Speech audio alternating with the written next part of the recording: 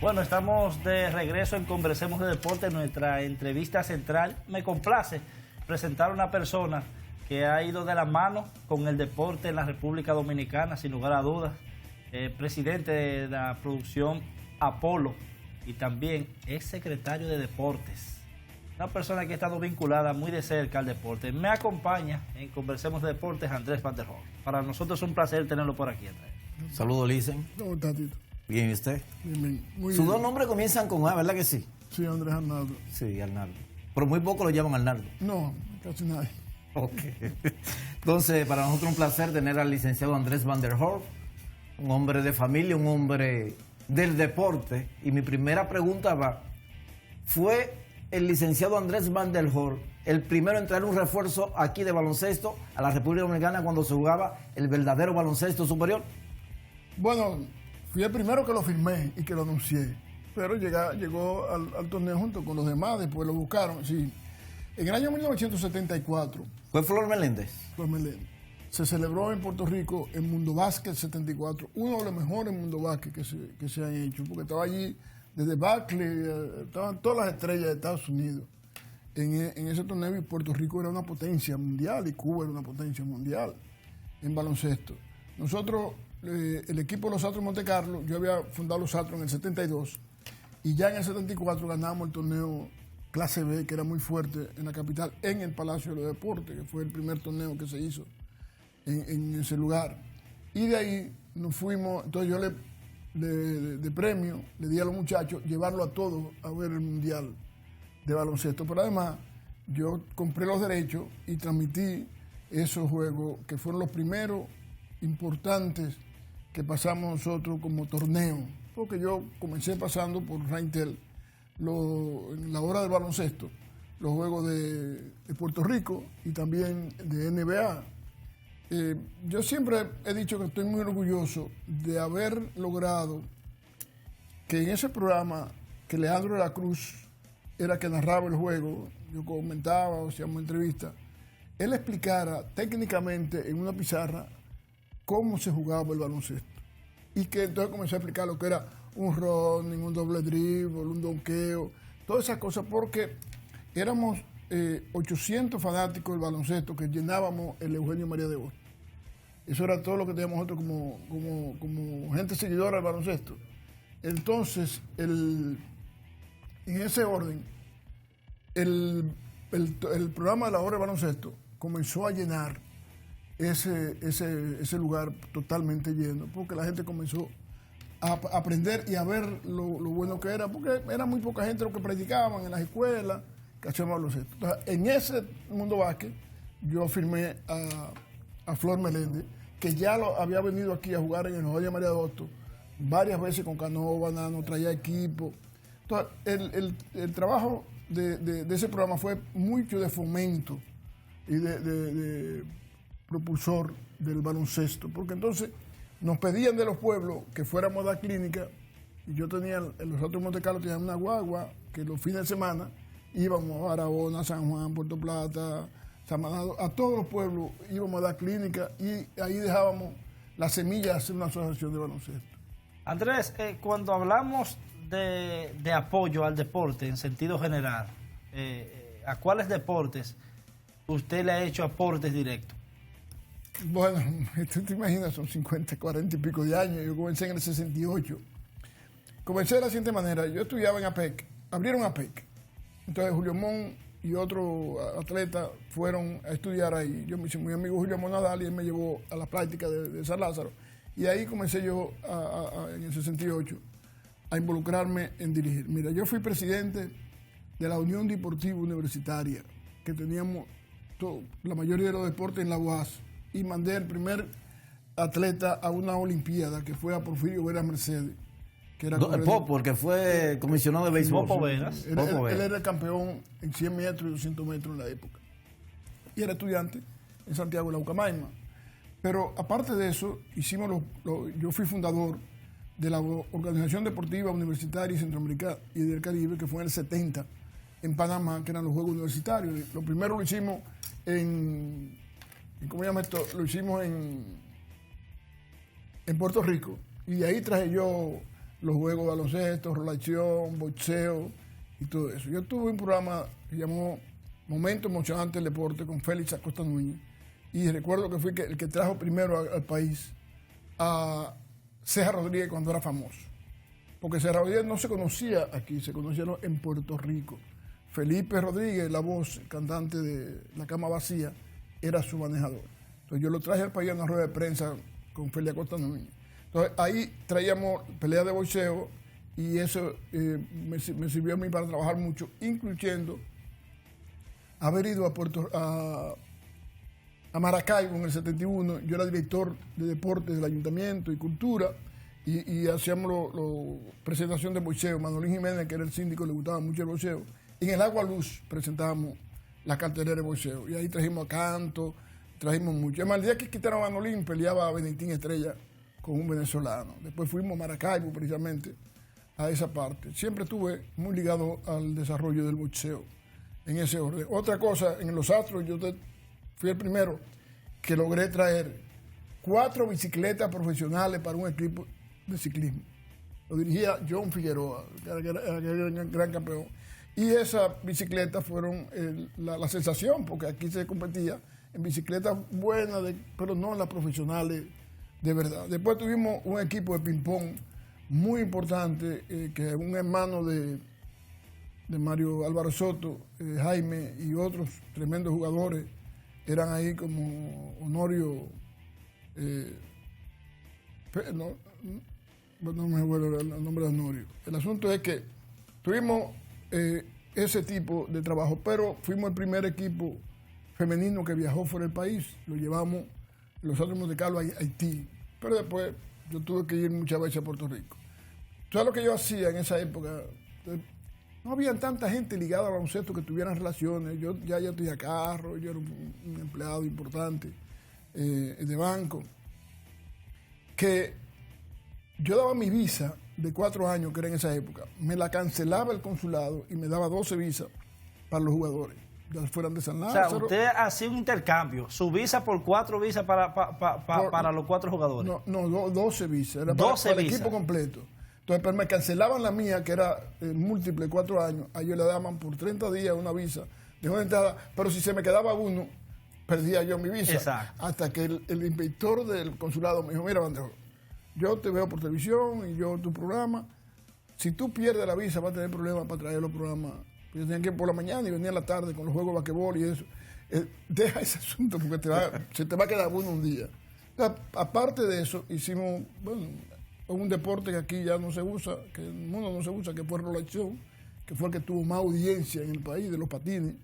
Y eso me dio la oportunidad de importar los patines y regalarlo en el programa, pero además de eso, dárselo a la empresa para que lo vendieran. Aquí, entonces, comenzó una fiebre de patines en el país, porque aquí conocíamos los patines que eran de 4 ruedas, pero metálicas. Sí. Y después estos eran 4 ruedas, pero eran de goma, con freno y todo ese tipo de cosas.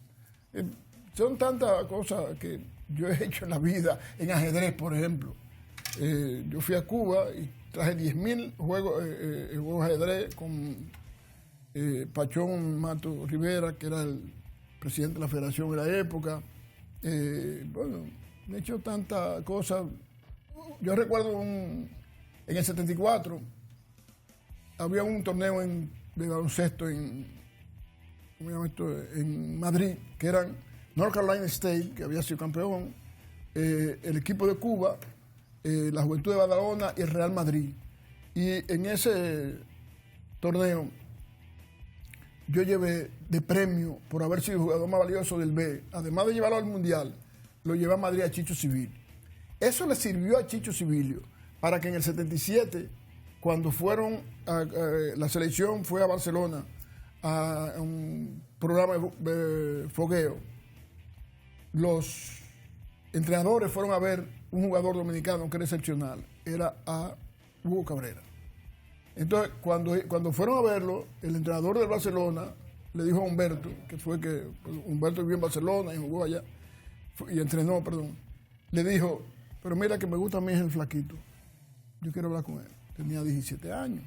Entonces, como fue en el 77, para poder jugar como nacional, tenía que nacionalizarse. Y cogieron la entrada del pasaporte de él, que fue en 74, con el 77, y eso era hace 3 años. Por eso ahí comenzó con un contrato sumamente importante, llegando a ser el mejor jugador de España en la Mundial de Moscú y en otras actividades importantes. Y, por ejemplo, igual con Hugo Cabrera, Leandro La Cruz lo contacta en la Universidad de East Texas State, y yo busqué la manera de mandarle su pasaje, mandarle su dinero, traerlo al país, pero después aquí no hicieron una marrulla, no lo quitaron. Okay. Andrés, recientemente la Federación Dominicana de Baloncesto celebró su asamblea ordinaria para la escogencia de su presidente, y fue en honor a usted. Bueno, me lo dedicaron a mí, sí. Yo me siento muy, muy orgulloso, muy contento, muy agradecido en la labor de...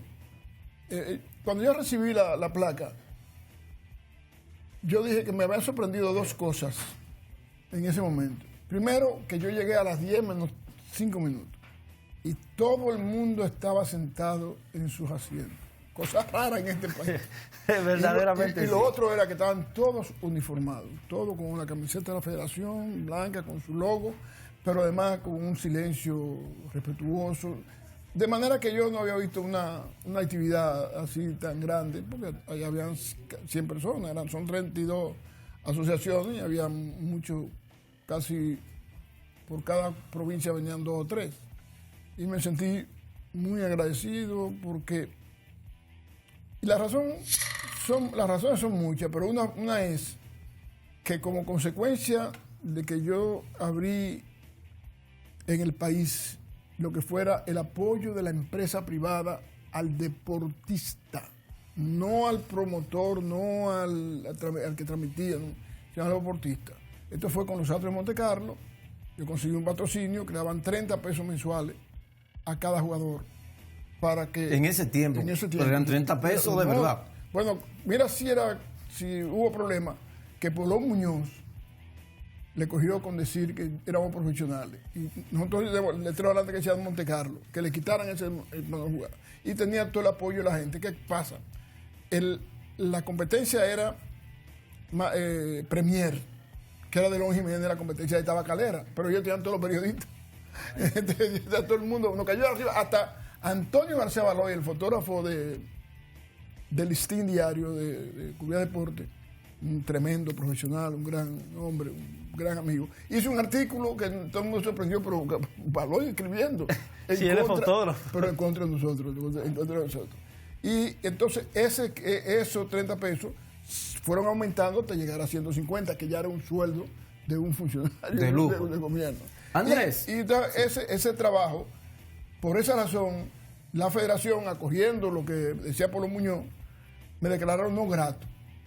Después me dijeron que a los años que yo hice una carta pidiendo que me lo quitaran, pero yo he vivido desarrollando el basquetbol y siendo dueño de un equipo de basquetbol. Y además, después de eso, la misma federación me da una carta para que yo vaya en el 78 a Barcelona a hablar con Stankovic, que era el secretario general de la FIBA, para ver si dejaban que Chicho jugara con nosotros. Y Chicho me recibió en el aeropuerto, caminamos, pero había unos intereses políticos de Puerto Rico y ese tipo. Y se manejó muy mal la situación aquí en el país.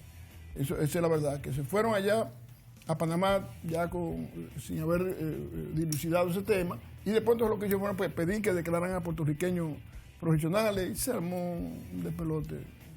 Andrés, fuiste secretario de Deportes en la década de los 80. ¿Cuál era el presupuesto en ese momento y qué fue lo más difícil que te pasó como secretario de Deportes? Primero, no había presupuesto.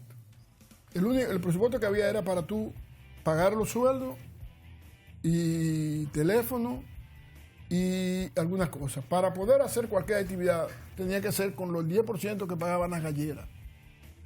Okay. Y se me presentó una oportunidad en el 86 que los equipos se reunieron conmigo y me dijeron que no había dinero para hacer el campeonato de ese año si no se buscaba el pago de la nómina de los jugadores, porque te recuerden ustedes que se pagaban centavos, eran 25 centavos. Pero en ese tiempo era muy significativo. Sí, pero está bien, pero eran centavitos, o sea, una grada de $1, peso y medio y abajo, pero los peloteros había que pagarle pasaje, hotel, ese tipo de cosas. Entonces, ellos decían que necesitaban 200,000 pesos cada equipo, eran 4 equipos. Y, bueno, yo voy donde Balaguer y le planteo a Balaguer que hay esa situación. Y Balaguer recién tomó posición, te estoy hablando que estamos hablando en septiembre, Balaguer tomó posición en agosto. Yo no era de Balaguer, yo era de Jacobo Magluta. Y él, de esas cosas, nos hicimos muy amigos. Yo era enlace entre Balaguer y Magluta, y nos hicimos amigos y él entendió que pudo haberme nombrado en la posición. El asunto es que él me dice, bueno, no hay dinero en Chile. Dicen que si no hay pelota, se cae el gobierno. Vamos a comprar un colchón grande para cuando caigamos. Así mismo le dijo. Sí, él tiene mucha confianza conmigo. El asunto es que yo me vuelvo loco. Y es la presión del equipo con eso. El asunto es que, bueno, van los dueños de banca. Yo vivía metido en el Lucky Seven. Ustedes no han vivido eso. Pero el Lucky Seven era un lugar donde a las 12 del día había un programa de Jorgito Bunigal, Freddy Mondesi, Lilín Díaz y Freddy Mondesi. Íbamos todos ahí. A mí me decían Andrés Basquetbol, porque yo era el que iba a hablar de basquetbol cuando me entrevistaban. Pero nos juntábamos todos los deportistas. Bueno, ahí nace el pelotero estrella de la semana, en el 77, en la cosa. Entonces, van los dueños de banca, me conocían, pues nos juntábamos ahí. Y me dicen que ellos tienen un problema muy grave que quieren que yo les ayude a resolver. ¿Cuál es? Que cuando tenemos una buena jugada, todo el mundo va a apostar. Pero entonces llega la policía, una patrulla, y se lleva los cuartos y se lleva preso el empleado o la empleada que está ahí. Entonces tenemos que darle también cuartos para que lo suelten al tipo. Entonces estamos en un acoso impresionante. Bueno, ¿y qué usted, qué es lo que usted quiere? Bueno, queremos que nos legalicen. ¿Están dispuestos a pagar la legalización? Sí. Arranco por donde va la guerra. Presidente, mire, me presentó esta situación y hay la posibilidad de que se pueda lograr. ¿Y cuánto que tú estás hablando? 800,000 pesos. ¿Cómo? Se hacen 4 escuelas, güey. De verdad, se hacían 4 escuelas en esa época. ¿Qué sé yo? El asunto es que yo le digo, pero bueno, yo quiero ver si lo legalizo. Me voy. Detrás de mí entran el director de señor Javier Asensio de Impuestos Internos, José Quesada de Rentas Internas y Kiko Tabar de Aduana.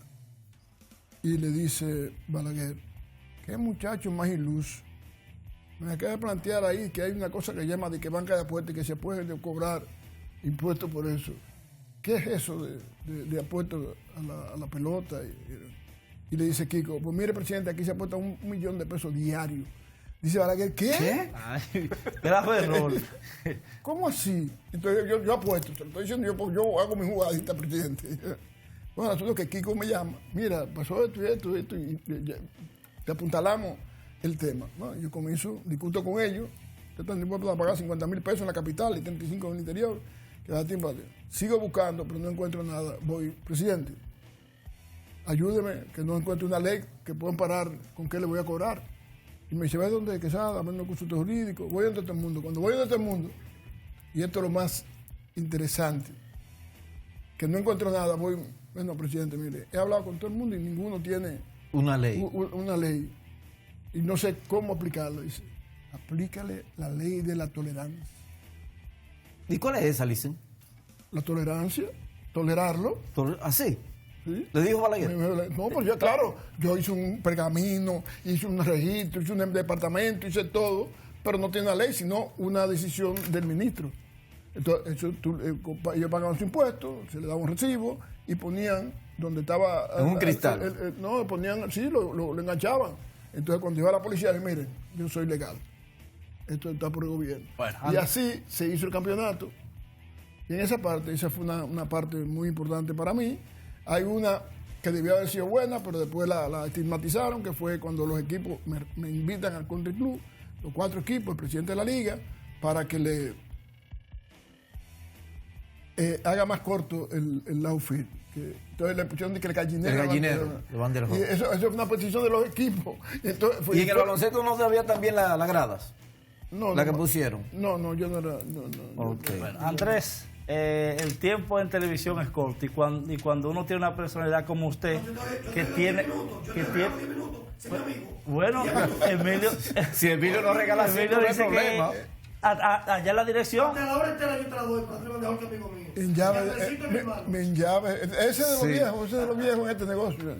Emilio Ángel, muchos hemos pasado trabajo vendiendo cuña a 20 pesos. Pues dígame del pelotero estrella, ¿cómo se da en esos 5 minutos que nos va a regalar Emilio? ¿Cómo se da el pelotero? Sí, el pelotero estrella. Yo vi en la prensa que había, esa situación salía en los periódicos, en Grandes Ligas, y los peloteros en esa época no tenían... Fíjate, es como tú dices, cuando uno tiene mucha información se le complica. Felipe Rojas Lobo, Marichal y toda esa gente jugaban aquí, no es porque ellos querían poner en forma, no, es que el salario de República Dominicana les representaba a ellos cómo mantener su familia. En aquí. esos 3 meses. En esos 3 meses. Aquí le pagaban más que en Estados Unidos. ¿Tú sabes cuánto Atención, escuchen esto. ¿Tú sabes cuánto era el salario de un pelotero normal en Estados Unidos? Eran $30,000 al año. Es más, mi ídolo en pelota se llama Julián Javier, porque es de mi pueblo y fue el primero que yo, y amigo de mi papá, su papá, que yo que... El asunto es que el salario más alto de Julián fueron $72,000 al año. ¿Sabes cuánto es eso? $6,000 mensuales. Si tú lo pones a ver con todo el tiempo, porque tú comienzas desde el campo de entrenamiento hasta lo último. Entonces, esa situación, esos peloteros jugaban aquí, pero jugaban con ese amor y todo eso, pero también le convenía porque económicamente resolvían el problema de sus gastos en la casa.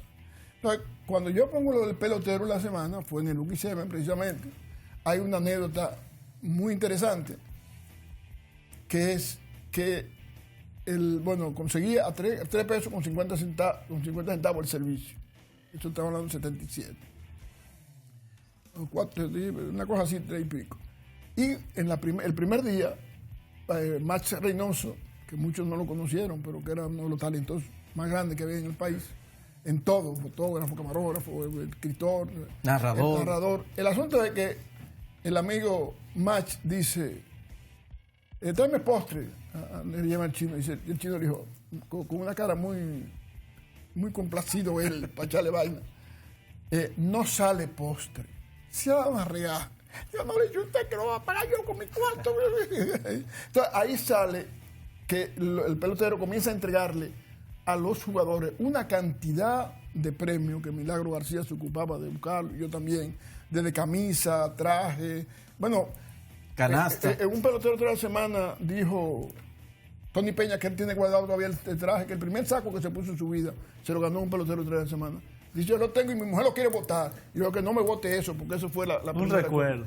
Y eso, entonces salían con su traje. Claro, traje, y empepillado, como dicen. No, que de ahí. Entonces, esa cosa le fue dando a la pelota una importancia importante. Yo recuerdo que Temístocles Smith decía que la pelota comenzaba en la rueda de prensa que hacía el pelotero de la semana.